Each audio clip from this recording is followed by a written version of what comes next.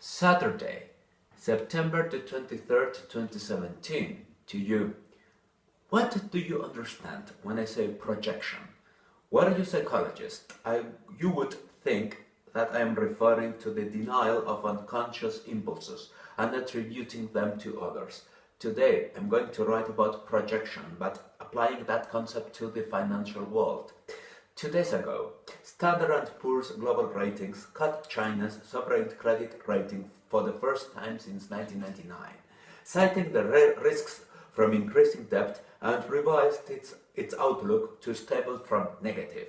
China's sovereign debt rating was cut to A+ from AA-. This is the second time a major credit agency downgrades China's debt this year. Moody's also cut its rating to A+ from AA3 in May for the same reasons, a risk environment caused by an increasing debt level. S&P also lowered the rating on 3 foreign banks which mainly operate in China: HSBC China, Hang Seng China, and DBS Bank China Limited. Unsurprisingly, Chinese authorities refuted S&P report. China's finance ministry called it downgrade the wrong decision, which ignored the economic fundamentals and development potential of its country. Reaffirming their stance, Chinese Academy of Fiscal Sciences head Mr. Liu Shangxi said that raising debt is not a big concern since it funds infrastructure and urban development.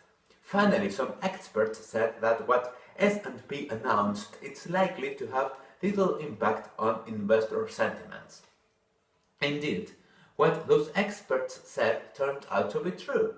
China 10-year bond yield remained almost unchanged after S&P announcements, staying around 3.64% level.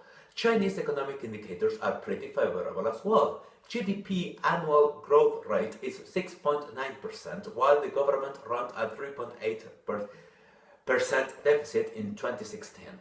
Fiscal debt to GDP ratio is 46.2%, and inflation has remained low, 1.8%. In any Latin American country, authorities would not care what a credit agency may say. But here is where economic agents should not project themselves on China. Beijing has some good reasons to worry.